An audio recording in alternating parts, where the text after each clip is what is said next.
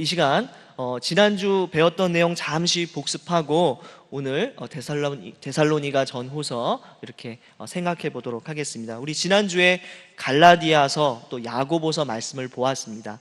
이 두 서신서 다 예루살렘 공회 직전에 기록되었을 가능성이 아주 높다, 이렇게 설명을 드렸습니다.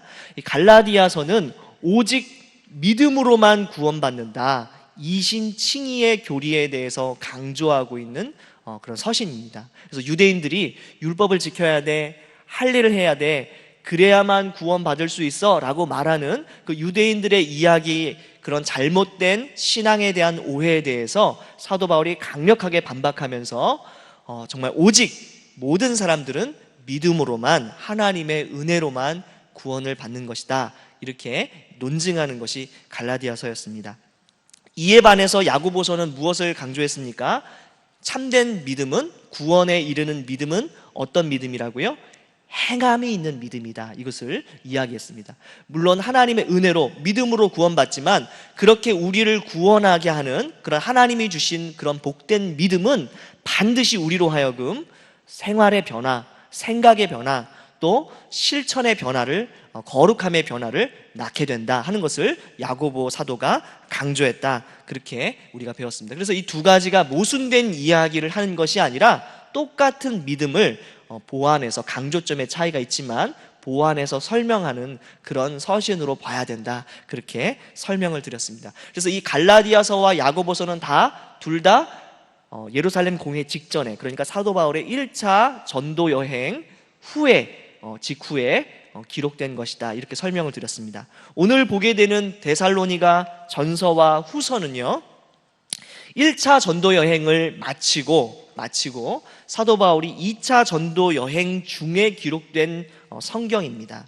그래서 지금 우리가 성경을 쭉 이렇게 보는데, 서신서들을 쭉 보는데 그냥 이렇게 불규칙하게 보는 게 아니고요, 가능하면 시대 순서대로 보는 겁니다. 이해되시죠? 그래서 우리가 갈라디아서와 야고보서를 먼저 봤던 이유는 다른 게 아니고, 야고보서와 갈라디아서가 가장 좀 일찍 기록된 그런 책이기 때문에 우리가 먼저 봤어요.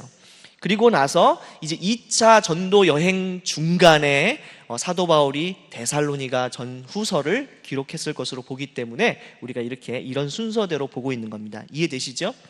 데살로니가 전서의 저자는 우리가 잘 아는 대로 사도 바울입니다. 사도 바울. 이미 데살로니가 전서 1장 1절부터 보시면 분명하게 그 기록을 한 사람이 나타나는데요, 제가 한번 읽어드리겠습니다. 데살로니가 전서 1장 1절, 바울과 실루아노와 디모데는 하나님 아버지와 주 예수 그리스도 안에 있는 데살로니가인의 교회에 편지하노니 은혜와 평강이 너희에게 있을지어다. 여기서 지금 바울과 실루아노와 디모데, 실루아노는 누구를 얘기할까요? 신라의 다른 이름입니다. 그래서 신라라고 생각하시면 돼요. 우리가 잘 아는, 바울이 2차 전도 여행 때 동행했던 사람이 누구지요? 신라와 동행했지요. 그 신라를 의미하는 것이고, 또 함께 동행했던 디모데는 2차 여행 가운데 루스드라라고 하는 곳에서 합류하게 되거든요. 그래서 이 디모데와 함께 지금 전도 여행 중에 데살로니가 전후서를 기록한 것으로 그렇게 생각합니다. 데살로니가 하면 여러분 좀 잘 익숙하지 않기 때문에 어떤 도시인지 좀 알아볼 필요가 있는데요, 데살로니가는요 사실은 마게도니아라고 하는 지방 수도였습니다. 지방 수도. 근데 이 데살로니가는 항구 도시예요. 제가 여기서 지도를 넣었잖아요. 그래서 데살로니가 그 위치를 한번 보시면 해변가에 위치하고 있어요. 해변가에. 그러다 보니까 이 에게해의 많은 산물들, 특별히 곡물들, 이런 것들이 다 이 데살로니가로 집결하는 그런 아주 요충지였습니다. 무역의 중심지였고요. 또 특별히 이 데살로니가는요, 아주 유명한 도로가 지나갑니다. 그것이 바로 에그나티아 도로인데요. 에그나티아 도로. 우리나라로 따지면 경부고속도로, 이런 거에 해당되는 도로입니다. 그래서 이스탄불 아시죠? 이스탄불. 나중에 후에 동로마의 수도가 되는 그 이스탄불로부터 시작해서 쭉 빌립보를 거쳐서 데살로니가를 지나서 쭉 해서 이탈리아 본토에까지 이렇게 쭉 직진으로 거의 나 있는 아주 중요한 그런 도로가 바로 이 에그나티아 도로인데요. 바로 이 도로 바로 위에, 이 도로에 바로 이 데살로니가가 위치하고 있었습니다. 그러니까 이 데살로니가는 육로의 중심지였고요, 또 항구 도시다 보니까 해상 무역의 중심지요. 그러니까 육지로도 아주 중요한 곳이고 또 해로로도 중요한 곳이니까 당연히 이곳이 아주 대도시가 될 수밖에 없었고, 이 마게도냐라고 하는 지방에서 가장 큰 도시였습니다. 그래서 수도였어요. 1세기 인구가 이미 20만 명이나 될 정도로 아주 큰 그런 국제 도시였다. 우리 이렇게 생각하시면 되겠습니다. 자, 그런데 이 데살로니가 전서와 후서를 좀 이해하려면 사도행전을 통해서 어떤 일이 있었는지, 그 사건 배경, 어떤 일들이 있었는지를 조금 이해를 해야만 데살로니가 전후서가 잘 이해가 됩니다. 그래서 우리 사도행전 특별히 17장부터 시작해가지고 우리 데살로니가 전서의 그 배경되는 사건들을 좀 보도록 하겠습니다. 여러분, 2차 전도 여행, 바울의 2차 전도 여행 때 특별히 바울이 어디를 먼저 들렀냐면 1차 전도 여행 때 세웠던 교회들이 있는 곳, 그곳들을 먼저 방문합니다. 그것이 바로 루스드라, 비시디아, 안디옥 이런 곳이에요. 그래서 이런 곳에 가서 1차 전도여행 때 세웠던 교회 성도들을 만나면서 믿음을 다시 세우고 그 교회가 어떤지, 어떤 상황인지를 확인하는 작업을 먼저 합니다. 그리고 나서 사도 바울이 어떻게 했냐면, 원래는 그 지역의 북쪽 지역, 그러니까 오늘날로 따지면 그러니까 북갈라디아 지역, 북갈라디아 지역으로 가려고 했는데 성령이 그것을 허락하셨나요? 허락하지 않으셨나요? 허락하지 않으셨어요. 아시아 지역에서 계속해서 복음을 전하는 그 길들이 막혔습니다. 그래서 드로아라고 하는 곳까지 갔는데, 이 드로아가 트로이 아시죠? 트로이? 그 트로이에 가까운 곳이에요. 트로이 전쟁 아시죠? 트로이 목마 들어보셨죠? 그 지역에서 아주 가까운 그 곳이 바로 드로아인데, 이 드로아까지 가게 됐습니다. 그래서 거기서 어떤 환상을 보게 되죠? 마게도냐 사람이, 그렇죠? 우리를 와서 도우라라고 하는 환상을 보게 돼서요. 그래서 그리스 지역, 오늘날 따지면 그 유럽 지역인 곳으로 가게 되는데, 네아폴리를 거쳐가지고 그 빌립보라고 하는 곳에 당도하게 됩니다. 이 빌립보에서 자주장사 루디아 아시죠? 루디아 만나고 처음으로 유럽에 이제 교회를 개척하게 되는 그런 일들이 있었습니다. 그런데 이 빌립보에서 사역이 사실 쉽지가 않았어요. 우리가 사도행전 17장 전에 16장을 보면 그 바울과 실라가 감옥에 갇히는 일을 빌립보에서 경험하게 됩니다. 왜죠? 여종, 귀신 들린 여종을 이렇게 사도 바울이 고쳤는데, 이 여종 때문에 돈을 벌던 많은 그 주인들이 바울과 실라를 어떻게 했습니까? 감옥에 이렇게 갇히게 하는 그런 핍박을 가했습니다. 그래서 하나님의 은혜로 감옥에서 풀려나게 됐고, 또 그 과정 가운데 그 간수장이, 그죠? 그 예수님을 영접하게 되는 일들이 그 사도행전 16장에 기록됐어요. 그리고 나서 이 빌립보에서, 그러니까 감옥에 갇힐 정도니까 계속해서 사역하는 것이 쉬웠겠어요? 어려웠겠어요?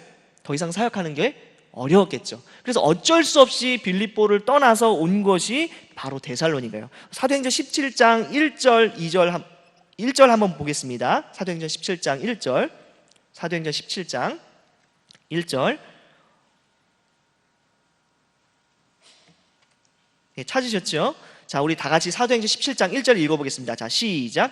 그들이 암비볼리와 아볼로니아로 다녀가 데살로니가에 이르니 거기 유대인의 회당이 있는지라. 여기서 그들은 사도 바울 일행을 이야기해요. 사도 바울 일행이 빌립보를 떠나서 암비볼리와 아볼로니아를 거쳐가지고 데살로니가라고 하는 그 도시에 이르게 된 겁니다. 그런데 이 데살로니가에 유대인들이 많았던 것 같아요. 그 증거가 무엇입니까? 유대인의 회당이 있는지라, 이렇게 얘기하죠.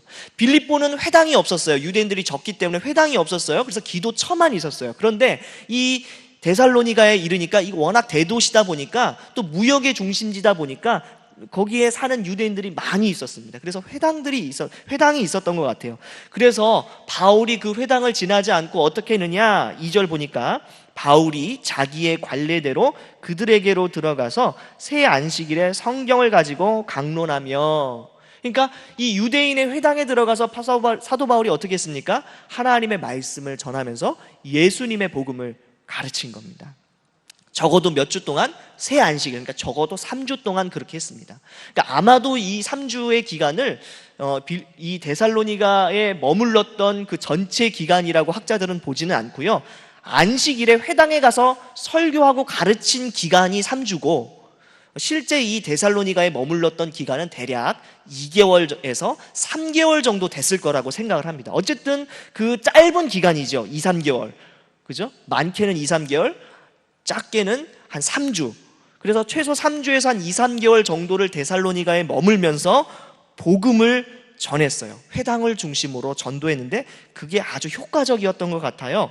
그래서 4절을 보니까 그 중에 어떤 사람 곧 경건한 헬라인의 큰 무리와 적지 않은 귀부인도 권함을 받고 바울과 실라를 따르나. 그러니까 적지 않은 사람들, 이 사람들이 많은 사람들이 예수님을 믿게 되는 일이 일어났다. 그렇게 지금 기록하고 있는 거예요.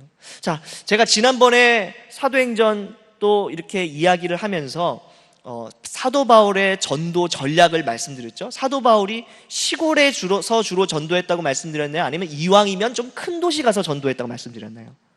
큰 도시 가서 전했다고 말씀드렸죠. 그래서 지금 사도 바울이 사람이 많이 모이는 데살로니가로 일부러 간 거예요. 그래야 복음을 효과적으로 전파할 수 있기 때문에. 그리고 사도 바울이 도시로 들어가서 복음을 전할 때 어디를 거점으로 활용했다고 그랬죠? 바로 유대인의 회당을 거점으로 활용했다. 그렇게 말씀드렸어요. 유대인의 회당에는 유대인만 있는 것이 아니라 누구도 있다고요? 하나님의 말씀에 대해서 좀 이렇게 호감을 갖고 좀 알고 싶어하는 많은 그런 이방인들도 있었다. 제가 그렇게 말씀드렸죠. 그러니까 유대인에게 가서 복음을 전하는 것으로만 이해하시면 안 돼요. 회당에서 복음을 전했다는 것은, 회당에서 복음을 전했다는 것은 1차적으로 유대인들에게도 복음을 전한 것이지만 그런 유대인의 율법에 대해서, 구약 성경에 대해서 알고자 하는 호감을 갖고 있었던 많은 이방인들을 대상으로 사도 바울이 복음을 증거한 겁니다. 그렇죠? 그래서 그 4절에 보니까 곧 경건한 헬라인의 큰 무리, 그 구약 성경에 대해서, 하나님의 율법에 대해서 호감을 갖고 있었던 그런 경건한 헬라인의 많은 사람들과 적지 않은 귀부인, 상류층 부인까지도 예수님을 영접하게 되는 일이 일어난 거예요. 자, 그렇게 되니까 너무너무 좋았는데 이걸로 끝났으면 해피엔딩인데 문제는 이걸로 끝난 게 아니었어요. 이걸 지켜보고 있는 유대인 지도자들이 엄청나게 화가 난 거예요. 사도 바울 쟤 뭐야? 와가지고 이상한 도를 전해. 이렇게 분노하게 된 겁니다. 그래서 이 유대인 지도자들이 어떻게 했느냐? 소위 깡패들을 동원해가지고 이 데살로니가 이 도시 안에서 폭동 같은 것을 일으킵니다. 그것이 4절에 나타나는 5절에 나타나는데 17장 5절 읽어보겠습니다. 그러나 유대인들은 시기하여 저자의 어떤 불량한 사람들을 데리고 떼를 지어 성을 소동하게 하여 야손의 집에 침입하여 그들을 백성에게 끌어내려고 찾았으나, 그죠? 유대인들이 시기해서 불량한 사람들, 깡패요, 깡패, 건달들을 동원해가지고 떼를 지어가지고 야손의 집으로 침입합니다. 아마도 사도 바울 일행이 이 야손의 집에 머물렀던 것 같아요. 그러니까 이 사도 바울 일행을 잡으려고 야손의 집에 습격을 했는데 거기 있었습니까? 없었습니까? 마침 없었습니다. 그래서 발견하지 못하니까 이 사람들이 그냥 돌아간 게 아니라 야손과 그 안에 있었던 몇몇 믿음의 형제들을 사로잡아가지고 읍장들 앞에 끌고 가가지고 이 사람들이 천하를 어지럽힌다. 그리고 가이사, 황제를 섬기는 것이 아니라 예수라고 하는 이상한 왕을 왕이라고 주장한다. 이렇게 고소를 하게 된 겁니다. 그래서 이 야손과 그런 믿음의 형제들이 아주 고난을 당하게 되고 보석금을 주고 풀려나게 되는 그런 일들이 생깁니다. 자, 이렇게 상황이 되니까 사도 바울이 데살로니가에서 더 이상 복음 증거를 할 수가 있겠습니까? 없겠습니까? 없지요. 깡패를 동원해가지고 막 무력으로 사람을 소위 말해서 패고 막 이렇게 고소하고 이렇게 하니까 더 이상 있을 수 없잖아요. 그러니까 이 다른 교회 성도들이 어떻게 하느냐? 밤에 이 사도 바울을 도망치도록 합니다. 그래서 그게 이제 10절에 나타납니다. 10절 말씀 17장 10절 읽어볼게요. 자, 시작.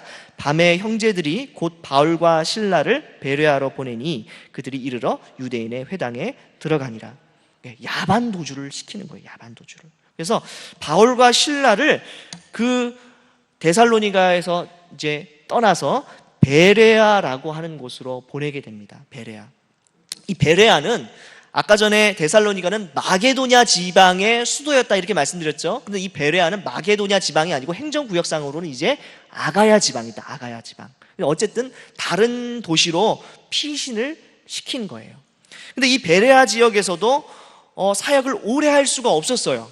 왜냐하면 데살로니가에 있던 유대인들이 사도 바울을 잡으려고 베레아까지 쫓아온 거예요.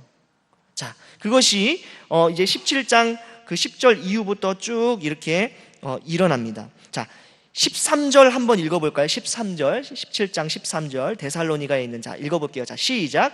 데살로니가에 있는 유대인들은 바울이 하나님의 말씀을 베레아에서도 전하는 줄을 알고 거기도 가서 무리를 움직여 소동하게 하거늘. 그렇죠.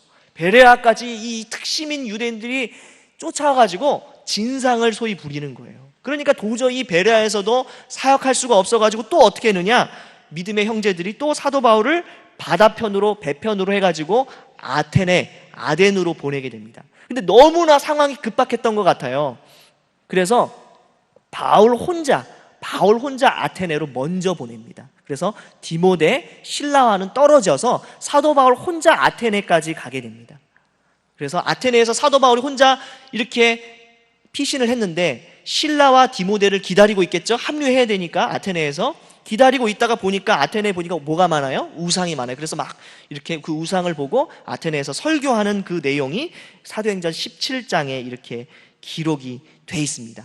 그리고 나서 이 아테네에서 이렇게 피신을 했지만 사도 바울이 누구를 걱정하겠어요? 그렇게 피신해 왔는데 데살로니가 교회 성도들을 걱정하는 거예요. 급하게 빠져나왔는데 2, 3개월 동안 사역했던 그 교회 성도들이 도대체 어떻게 지내나, 그렇게 유대인들이 핍박해가지고 이렇게 문제가 일어나는데 거기에 있는 성도들은 안전한가, 이런 게 걱정되겠죠. 그리고 2, 3개월밖에 말씀을 전하지 못했으니까 이 사람들이 성숙한 그리스도인들이 아니라 사실은 누구예요? 새가족이에요. 새가족, 새신자예요. 그러니까 아직도 하나님의 말씀을 많이 듣고 배워야 되는 사람들인데 충분히 하나님의 말씀을 듣지 못했잖아요. 그러니까 이 사람들이 걱정이 되는 거예요. 그래서 아테네에서 나중에 이 사도 바울이 어떻게 하느냐, 실라와 디모데가 당도했을 때 디모데를 다시 데살로니가로 보내는 거예요. 도대체 데살로니가 교회 성도들이 어떻게 하고 있나 한번 알아보고 그 다음에 나한테 소식을 전해줘. 이렇게 아테네에 있을 때 디모데를 데살로니가 교회로 다시 이렇게 보내게 됩니다. 그리고 나서 사도 바울은 어디로 가느냐? 고린도로 갑니다. 고린도. 왜 고린도로 갔냐면 이 아가야 지방이라고 했잖아요. 지금부터 이 아가야 지방의 수도가 고린도예요. 사도 바울의 전도 전략이 어디라고요? 대도시에서, 큰 도시에서 복음을 전하는 게 전도 전략이라고 했잖아요. 거점을 마련하는 게. 그래서 고린도가 가장 큰 도시이기 때문에 고린도로 이동해서 그곳에서 거점을 삼아서 1년 6개월 정도 복음을 전합니다. 그러니까 데살로니가로 디모데를 보내고 사도 바울은 고린도로 간 거예요. 그러면 나중에 이 디모데가 소식을 가지고, 데살로니가 교회 성도들의 소식을 가지고 어디로 갔겠어요? 사도 바울이 있는 고린도로 간 거예요. 그래, 이 고린도에 가서 보니까 가서 이렇게 있는데 디모데가 가져온 소식을 이제 들어보니까 생각보다 이 데살로니가 교회 성도들이 믿음을 너무너무 잘 지키고 있다는 거예요. 큰 핍박 가운데서도 믿음을 지키고 너무너무 굳건하게 신앙생활을 잘 하고 있다는 거예요. 사도 바울의 마음이 어땠겠어요? 기뻤어요. 그렇죠. 너무나 걱정되고 불안하고 그렇게 근심 걱정을 하고 있었는데, 이 사람들이 그렇게 핍박 가운데서도 이 세 가족들이, 세 신자가 너무나 믿음을 잘 지키고 열심히 신앙생활을 한다는 소식을 들으니까, 그래서 오히려 그 지역의 인근 다른 교회 성도들에게 사랑도 베풀고 그래서 칭찬을 듣고 한다는 소문을 들으니까 그 마음이 너무너무 기뻐서 이 데살로니가 교회 성도들을 칭찬하고 격려하는 그런 내용의 편지를 쓴 것이 바로 데살로니가 전서예요. 그런데 문제는 이렇게 좋은 일들만 있었던 게 아니라 다른 문제들도 있었다는 거예요. 먼저 그 문제들을 살펴보기 전에 데살로니가 그 전서에 성도들이 그 가졌던 그 인내하는 믿음, 핍박 가운데서도 믿음을 굳건하게 지켰던 그 내용들을 기록하고 있는 흔적들을 좀 살펴보면 좋을 것 같아요. 말씀을 통해서 봐야 되니까. 그래서 우리 데살로니가 전서를 이제 한번 펴보도록 하겠습니다. 데살로니가 전서. 데살로니가전서. 네. 먼저 1장 6절을 한번 볼게요. 1장 6절.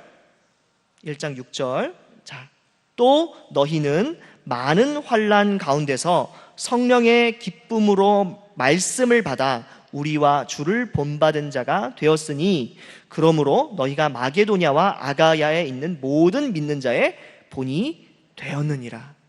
그러니까 디모데를 통해서 이 믿음의 굳건함을 지키고 있다는 그 소식을 듣고 너무너무 기뻐서 이렇게 지금 사도 바울이 이야기하고 칭찬하고 있는 거죠.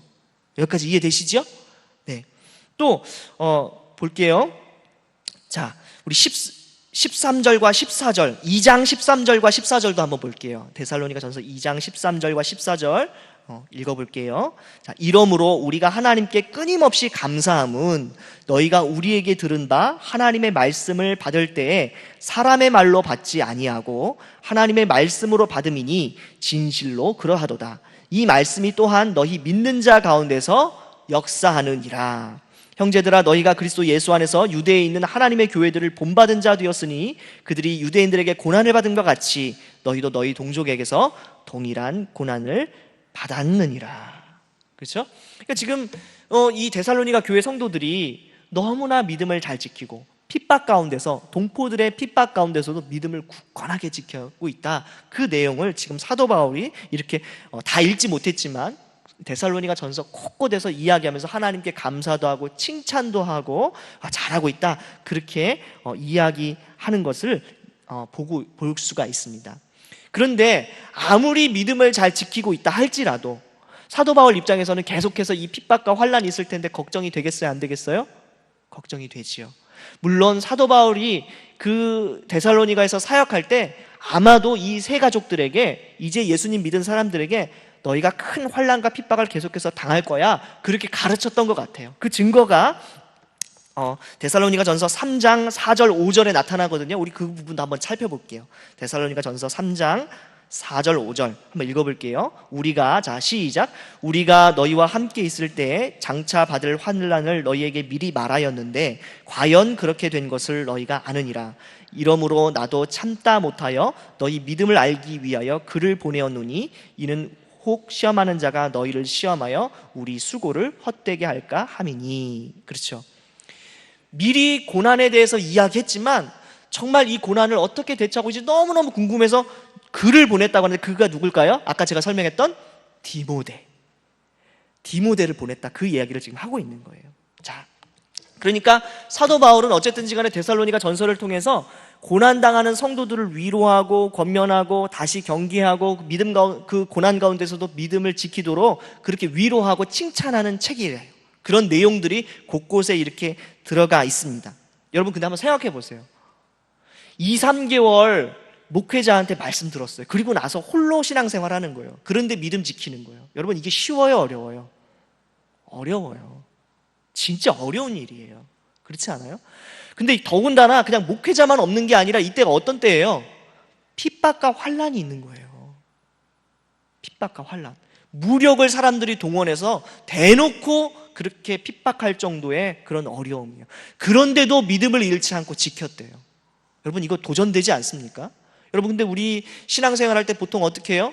목사님 없으면, 순장 없으면 신앙생활이 안 되는 분들이 너무 많아요. 그렇죠?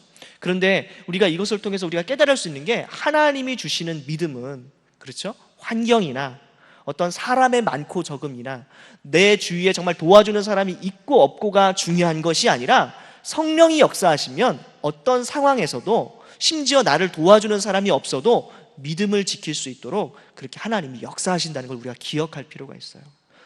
여러분, 제가 자랐던 모교회에서 그 담임 목사님 늘 하셨던 말씀이 있어요. 뭐였냐면, 여러분 제가 언제까지 여러분들과 함께 있을지 모릅니다. 여러분 혼자 스스로 밥을 지어 먹을 줄 알아야 합니다. 언제까지 밥을 다 지어가지고 씹어가지고 비빔밥 해가지고 그거를 이유식 해가지고 입에 넣어줄 수 있겠습니까? 여러분들이 스스로 밥도 짓고 스스로 반찬도 하고 스스로 밥을 숟가락으로 퍼서 먹을 줄 알아야 합니다. 이렇게 많이 강조하셨어요. 아마도 데살로니가 교회의 성도들이 그런 능력이 있었던 것 같아요. 비록 2, 3개월 짧게 하나님의 말씀을 들었지만 스스로 밥을 지어 먹는 그런 능력을 아마 갖고 있었던 것 같아요. 여러분, 이것 굉장히 도전되는 거 아닌가요? 혹시 내가 순장이 챙겨주지 않으면 침체하고, 목사님이 전화하지 않으면 침체하고, 교회에서 막 몰아붙여가지고 억지로 성경 읽게 하지 않으면 성경 읽지 않고, 혹시 그러고 있지 않아요? 만약 그렇다면 하나님, 제가 좀 더 어린아이와 같은 신앙을 벗어나서 정말 어른 같은 성숙한 신앙으로 나가게 도와주십시오. 그렇게 기도하고 도전하고 결단을 하는 것이 필요합니다. 자, 어쨌든 우리 데살로니가 교회 성도들을 통해서 그 환난 가운데서도 또 지도자가 없는 가운데서도 믿음을 지킨 모습, 참 이렇게 도전이 됩니다. 그런데 이 사도 바울이 데살로니가 교회를 떠나니까 이 핍박자들, 이 회방자들이 사도 바울을 향해서 중상모략을 합니다. 뭐라고 중상모략했느냐? 야, 사도 바울이 니네 정말 사랑했으면 버리고 안 떠나. 버리고 떠났겠어? 니네 정말 사랑해서 그렇게 사역했던 게 아니야. 사도 바울이 데살로니가에서 그렇게 사역했던 거 사실은 이것 때문이야, 이것 때문에. 좋은 의도로 한 게 아니라 자기 이득 취하려고 한 거야. 그렇게 중상모략을 해요. 그러니까 사도 바울이 이런 소식도 들었겠죠? 디모데 편에서. 그러니까 이것에 대해서 반박할 필요가 있잖아요. 그래서 사도 바울이 데살로니가 교회의 성도들에게 이야기를 합니다. 자기가 데살로니가에서 사역했을 때 어떤 모습으로, 어떤 태도로, 어떤 자세로 사역했는지를 이야기해요. 그것이 1장 5절에 나타납니다. 1장 5절. 이는 우리 복음이 너희에게 말로만 이른 것이 아니라 또한 능력과 성령과 큰 확신으로 된 것임이라. 우리가 너희 가운데서 너희를 위하여 어떤 사람이 된 것은 너희가 아는 바와 같으니라. 그냥 빈말로 한 게 아니라 어떤 것으로 했다고요? 성령의 큰 확신으로, 능력으로 그렇게 사역했다는 것을 너희가 보지 않았느냐? 그렇게 이야기를 합니다. 또 2장 1절부터 20절까지 쭉 이야기를 하는데 뭐라고 얘기하냐면, 자기가 정말 자기 이익을 위해서 사역한 게 아니라 정말 성도들의 유익을 위해서 헌신적으로 사역했다는 것을 얘기해요. 대표적으로 9절 10절이에요. 2장 9절 10절 한번 읽어볼게요. 2장 9절 10절. 자, 형제들아, 우리의 수고와 애쓴 것을 너희가 기억하리니 너희 아무에게도 폐를 끼치지 아니하려고 밤낮으로 일하면서 너희에게 하나님의 복음을 전하였노라. 우리가 너희 믿는 자들을 향하여 어떻게 거룩하고 옳고 흠없이 행하였는지에 대하여 너희가 증인이요 하나님도 그러하시도다. 그렇죠? 그러니까 지금 사도 바울이 데살로니가에서 일할 때, 사역할 때 어떻게 했다는 거예요? 돈 받고 사역했다는 거예요? 돈 안 받고 사역했다는 거예요? 돈 안 받고, 한 푼도 안 받고 오히려 자기 생활비를 밤낮으로 벌어가면서 그렇게 자비량으로 사역했다. 난 패 끼친 거 없다. 내가 정말 돈 바라고 한 것이면 그렇게 일했겠니? 이렇게 지금 사도 바울이 말하고 있는 거예요. 데살로니가 교회 성도들, 너희들이 그걸 내가 어떻게 사역했는지 잘 알지 않니? 이렇게 얘기하는 거예요. 뿐만 아니라 어떤 태도로, 성도들을 어떤 마음으로 대하면서 그렇게 가르쳤는지를 2장에서 많이 이렇게 기록하고 있습니다. 자, 그리고 또 이 데살로니가 교회 성도들에게 또 어떤 문제가 있었냐면, 이 데살로니가가 어떤 도시라고 했지요? 항구 도시라고 했어요. 여러분, 예로부터 항구 도시는 문란하지요. 그렇죠? 우리나라도 항구 도시들이 굉장히 문란했죠, 옛날에. 그렇죠? 깡패도 많고. 근데 마찬가지로 이 데살로니가도 그랬던 것 같아요. 그러니까 예수님을 믿기 전에 그런 문란할 생활을 하던 사람들의 습관이 여전히 있는, 버리지 못한 성도들이 많이 있었던 것 같습니다. 특별히 성적으로, 도덕적으로 문란한 생활을 했던 그런 사람들이 많았던 것 같아요. 그래서 사도 바울이 그런 도덕적인 문란함, 성적인 문란함을 경계하는 그런 말씀들을 또 하는 구절들이 많이 있습니다. 3장 12절 볼게요. 3장 12절.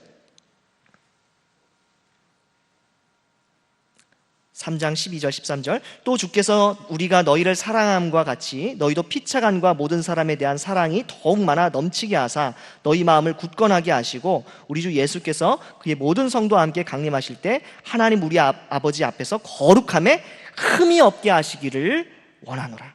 사랑하는 태도, 그리고 거룩해서 흠없는 그런 모습으로 살아야 된다. 또 4장 3절부터 8절에도 계속해서 그렇게 얘기해요. 특별히 4장 3절부터 8절까지는 어떤 것을 얘기하냐면 특별히 성적인 문제에 대해서 많이 다릅니다. 자, 3절 한번 볼게요. 하나님의 뜻은 이것이니 너희의 거룩함이라. 곧 음란을 버리고 각각 거룩함과 존귀함으로 자기의 아내 대할 줄을 알고 하나님을 모르는 이방인과 같이 세욕을 따르지 말고, 그죠? 이 일의 분수를 넘어서 형제를 해하지 말라. 이는 우리가 너희에게 미리 말하고 증언한 것과 같이 이 모든 일에 주께서 신원하여 주심이라. 하나님의 우리를 부르심은 부정하게 하심이 아니요 거룩하게 하심이니. 그래서 이렇게 이런 식으로 다른 구절도 많이 있어요. 그래서 사도 바울이 데살로니가 교회 성도들로 하여금 문란하고 타락한 생활이 아니라 거룩한 삶을 살 수 있도록 실질적으로 경계하고 그렇게 권면하는 그런 모습을 또한 이렇게 보여주고 있습니다. 그런데 데살로니가 교회의 이런 문제들의 핵심은 뭐였냐면요, 다른 게 아니었어요. 사실은 주님의 재림에 대한 오해 때문이었어요. 재림에 대한 오해.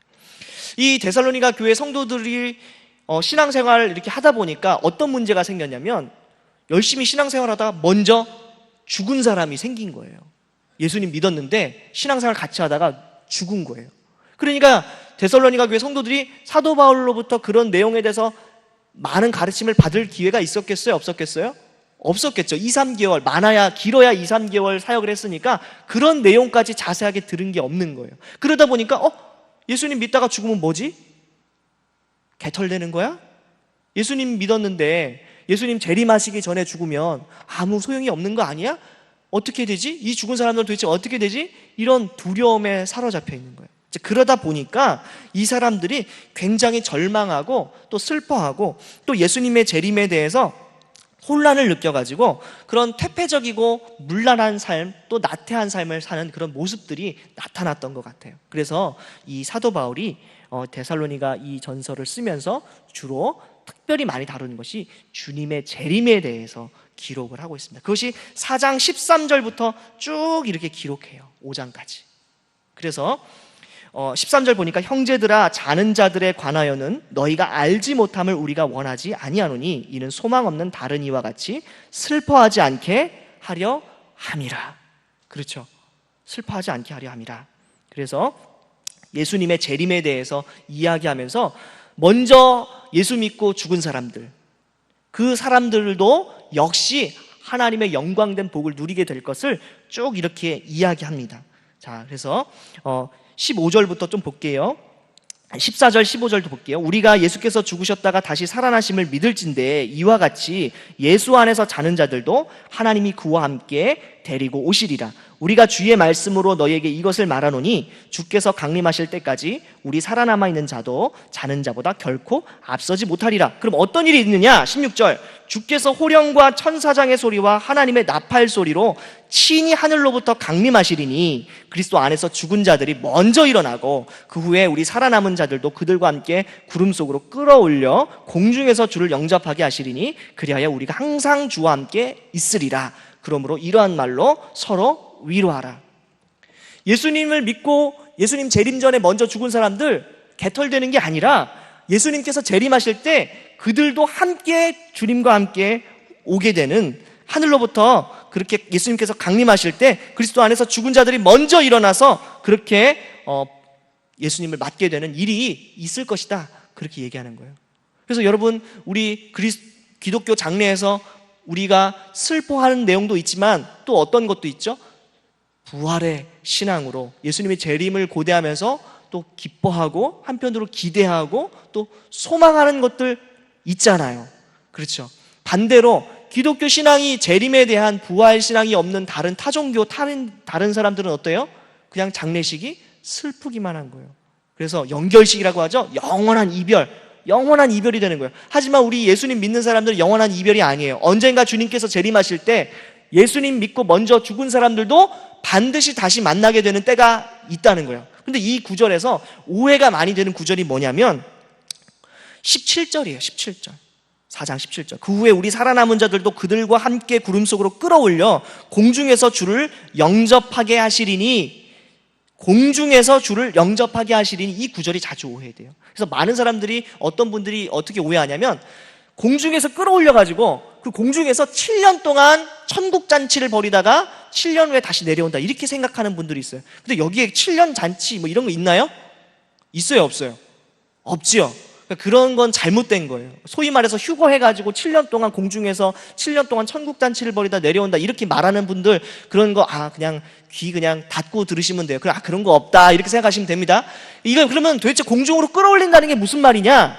이게 뭔 말이냐면, 지금 예수님께서 호령과 천사장의 소리와 나팔 소리로 오신다고 하는데 이게 무슨 장면을 묘사한 것 같아요? 왕의 행차를 묘사한 거예요. 왕의 행차, 황제의 행차를 묘사한 거예요.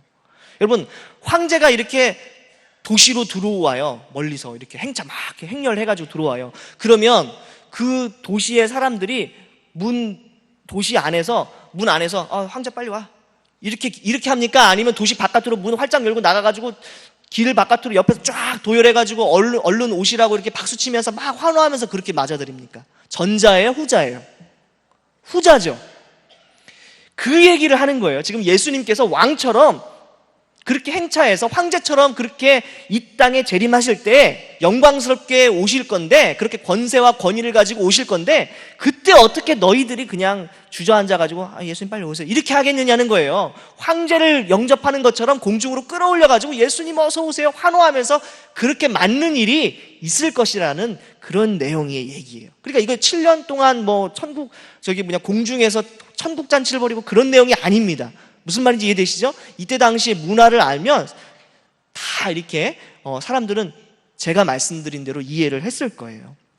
자, 그러니까 어쨌든지 간에 7년 동안 공중에서 천국잔치 벌이는 게 아니라 왕으로 오시는, 권위를 가지고 영광스럽게 오시는 주님을 다 이렇게 성도들이 맞아들이는, 그렇게 환호하는 일들이 있겠구나, 우리 그렇게 이해하시면 되겠습니다. 자, 그래서 이 재림을 기다리는 삶을 살아가는 우리들은 그럼 어떤 태도를 해야 되냐? 사도 바울이 기록하기를 어떻게 하냐면, 도덕적이고 거룩한 삶을 살아라, 주님의 오심을 경계하면서 늘 깨어있어라, 그리고 일상의 책임을 다해서 성실하고 충성되게 살아라, 이런 내용을 4절 데살로니가 전서 전체에서 그렇게 기록하고 있습니다. 여러분, 근데 이것이 굉장히 고난과 핍박당하는 성도들에게 위로가 돼요. 여러분, 솔직히 세상 사는 게 쉬워요, 어려워요? 나 세상 사는 게 너무 쉬워. 맨날 해피데이야. 오 해피데이. 나 정말 너무 쉬워. 나 이 정도 삶이면 1000년이고 10,000년이고 계속 살 수 있을 것 같아. 그런 분 솔직히 손 들어보세요. 별로 없어요. 특히 죄송한데요, 좀 어르신들을 만나보면요, 그냥 주님 빨리 오시면 돼, 주님 빨리 오시면 돼, 그런 내용으로 얘기하시는 분들이 너무 많아요. 왜 그렇게 얘기하시죠? 사는 게 힘들거든요. 사는 게 힘들어요. 믿음을 지키면서 살아가는 게 쉽지 않아요. 거룩하고 도덕적으로 흠없이 살아간다는 게 쉽지 않아요. 고난이 있어요. 예수님 믿는 데 따르는 그런 많은 고난이 있어요. 여러분, 그렇지 않아요? 만약에 내가 사는 게 너무 행복해, 전혀 어려움이 없어, 그러면 한번 질문해 볼 필요가 있어요. 내가 정말 예수님 잘 믿고 있는지. 예수님 잘 믿으려면 고난 당할 수밖에 없어요. 어려움이 있을 수밖에 없어요. 그런데 예수님이 오시면 어떻게 돼요? 그 모든 슬픔을 알아주시고 내 모든 고난을 이제 없애주시고 정말 위로해 주시고 상 주시고 은혜 주시고 칭찬해 주시는 것이 기다리고 있잖아요. 그렇죠? 지금 이 데살로니가 교회 성도들은 어떤 상황 가운데 있어요? 어려운 가운데 있어요. 핍박 가운데 있어요. 막 구박받으면서 신앙생활하고 있어요. 교회 간다고 남편이 막 용돈도 안 주고, 그죠? 교회 간다고 막 직장에서 막 보너스도 안 주고 하고, 그죠? 휴가 기간 막 수련회 맞춘다고 막 구박받고, 그렇게 신앙생활하고 있는 거예요, 지금. 그런데 주님이 오셔가지고 왕처럼 오셔서 그렇게 신앙생활했던 성도들을 위로하시고 맞아주시고 칭찬해 주신다. 얼마나 위로가 되겠어요. 그렇죠? 그런 주님의 재림을 고대하면서 도덕적이고 거룩하고 또 충성된 그런 믿음의 삶을 살아라. 지금 사도 바울은 그렇게 이야기하고 있다는 거예요. 이것이 데살로니가 전서의 주제예요. 이해되시죠? 자, 그러면 데살로니가 후서는 뭐냐? 데살로니가 후서, 데살로니가 전서를 쓰고 난 다음에 아마도 몇 달 후에 데살로니가 교회로부터 또 소식이 온 것 같아요. 근데 이 소식이 뭐냐? 여전히 데살로니가 교회 성도들은 환난 중에도 믿음을 잘 지키고 있다, 그런 소식이 왔어요. 그건 좋은 거예요. 그런데 문제는 뭐냐? 재림에 대해서 오해가 더 깊어진 거예요. 예수님의 재림에 대해서. 그래가지고 어떤 사람들이 나타나냐? 예수님 이미 재림했어. 예수님 언제 또 재림할 거야? 아니야, 예수님 이미 오셨다니까? 이렇게 말하는 사람들이 나타난 거예요. 그것이 데살로니가 후서 2장 1절부터 2절에 나타나요. 우리 데살로니가 후서 2장 1절 2절 읽어볼게요. 자, 형제들아, 찾으셨죠? 자, 시작.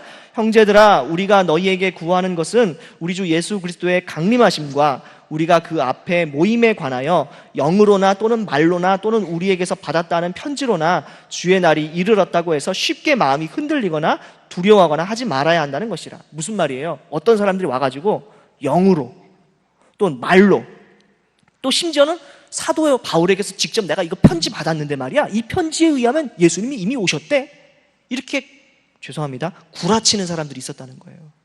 소위 말해서. 그러니까 그런 편지 그렇게 이야기하는 사람들 말에 현혹되지 말라고 지금 사도 바울이 경계하는 거예요. 그리고 두려워하지 말라고 경계하고 있는 거예요. 무슨 말인지 이해되시죠? 예수님 아직 안 왔는데 이미 왔다고 얘기하는 거예요. 여러분, 이게 지금 데살로니가 교회 성도들에게만 일어나는 일인가요? 오늘날에도 있잖아요. 오늘날에도.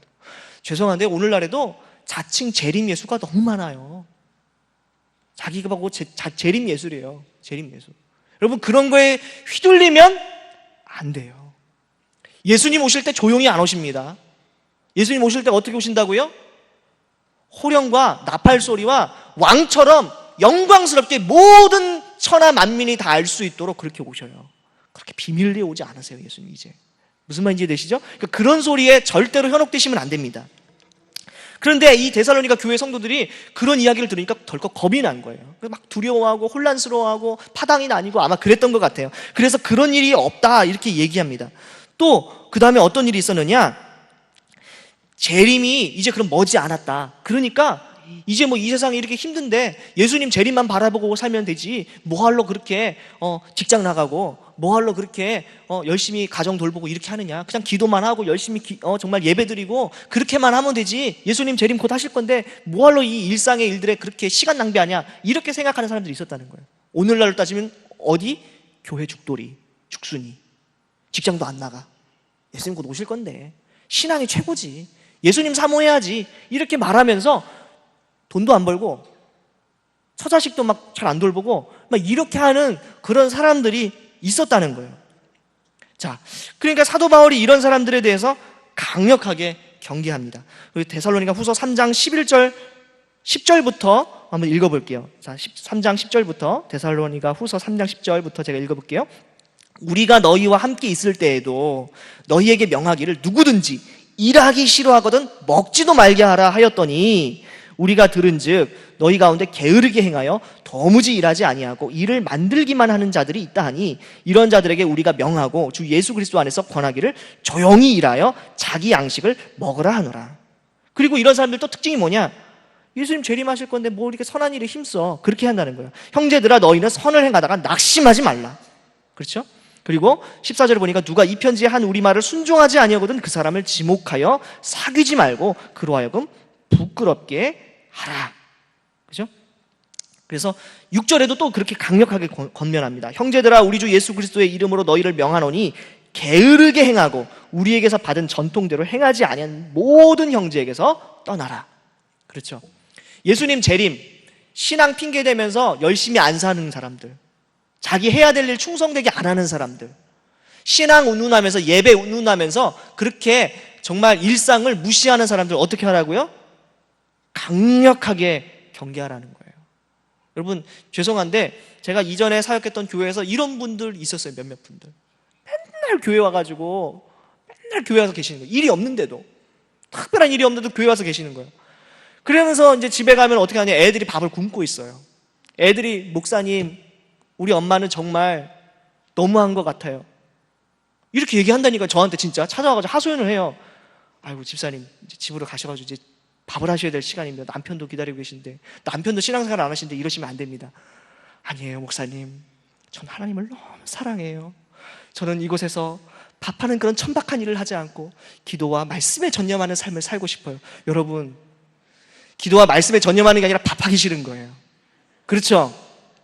여러분, 남편이 나는 예수님을 위해서 돈을 벌지 않고 늘 교회에서 기도하고 말씀을 내가 보는 가까이 하는 삶을 살 거야. 여러분 정신 차리고 뒤통수 때려야 됩니다. 그렇죠?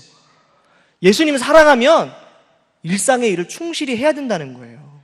감당해야 된다는 거예요. 여러분 그러니까 교회 안에만 있는 신앙 절대 건강한 신앙 아니에요. 절대 건강한 거 아니에요. 교회 안에 있는 것만큼 다른 삶도 충성스럽게 감당해야 됩니다. 이것이 사도 바울의 가르침이고 성경의 가르침이에요.